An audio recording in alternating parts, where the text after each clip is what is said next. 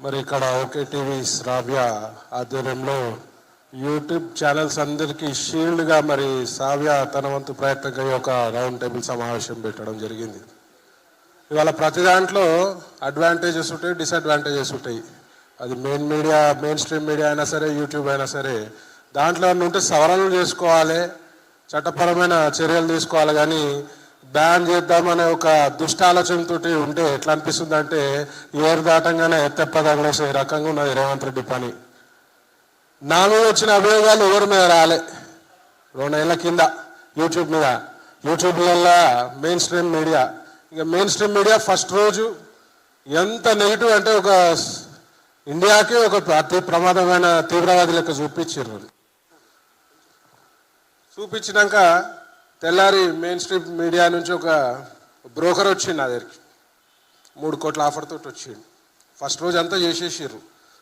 తెల్లారి వచ్చి అన్న 3 కోట్లు ఇస్తే 2 ఛానళ్ళు ఆపిస్తా అని చెప్పాడు. అంటే టీవీలలో చూపించారు కదా, చీకోటి 2 కోట్లు, 2000 కోట్లు, 3000 కోట్లు ఉన్నాయని. వాళ్ళు తక్కువ ఆఫర్ తోటే వచ్చారు.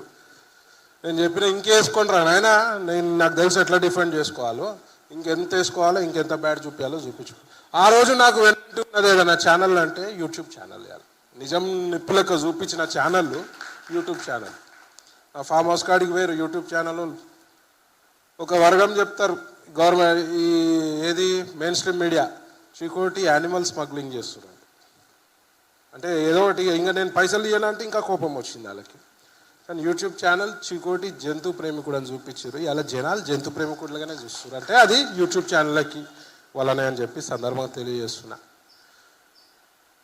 ఇవాళ మెయిన్ స్ట్రీమ్ మీడియా మీద గవర్నమెంట్ అజమాయిషీ ఉంటుంది. మీ అందరికీ ఇంకెక్కువ తెలుసు. అది ఈ కంటెంట్ చూపించాలన్నా చూపించొద్దా. ముఖ్యంగా హిందుత్వంపై దాడి ఎక్కడ జరిగినా, ఎగ్జాంపుల్ గజ్వెల్లా ఒక్క మెయిన్ స్ట్రీమ్ మీడియా చూపించలే. ఆడ చాలా పెద్ద ఇన్సిడెంట్ అయింది, చాలామంది తెలియదు కూడా.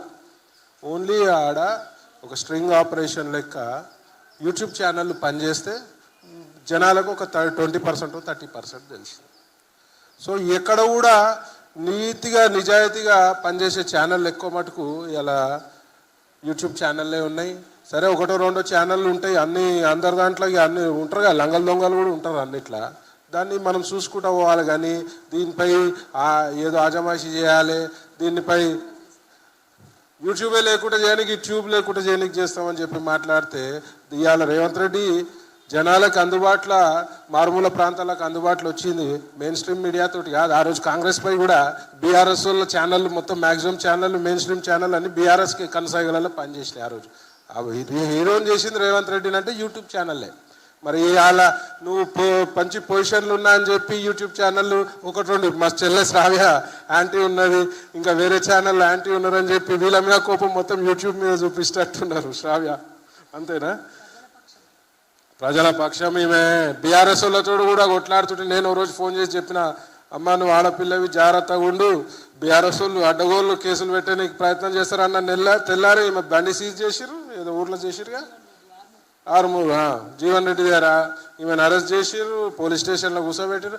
ఇవాళ ఎవరు గొంతెత్తి మాట్లాడినా, ఇంతకుముందు తీర్మానం వల్ల బీఆర్ఎస్ వాళ్ళు చేసిర్రు, కొరకగాని కోయ తయారైందని. ఇవాళ మా చెల్లెని చూసుకుంటూ అంటే ఇక వీళ్ళకి ప్రశ్నించొద్దు అనమాట.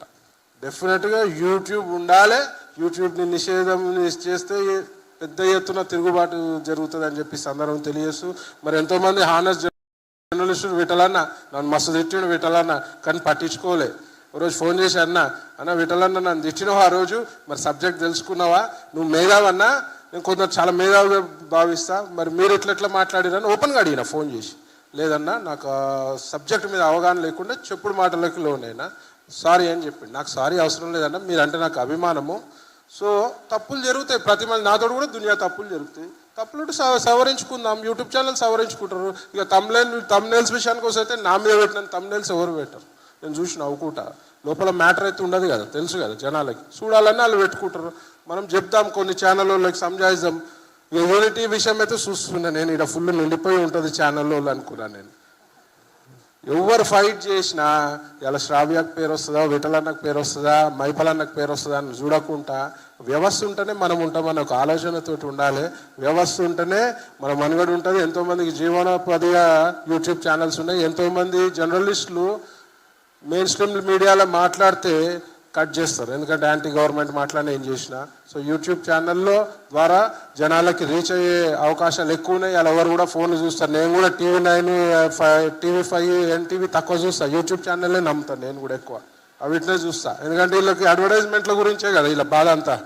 సో యూట్యూబ్ ఛానల్ని ఎవరన్నా నిషేధించే ప్రయత్నం చేస్తే మా ధర్మరక్ష ఊకోడు, చిగోటి ప్రవీణ్ ఊకోడు. మీ అందరికి వెళ్ళినప్పుడు సపోర్ట్ చేస్తా. ఏమైనా తప్పులొప్పులు ఉంటే సవరించుకోవాలి. అందరు కూడా పెద్ద మనుషులు. థ్యాంక్ యూ నాకు ఈ అవకాశం ఇచ్చినందుకు.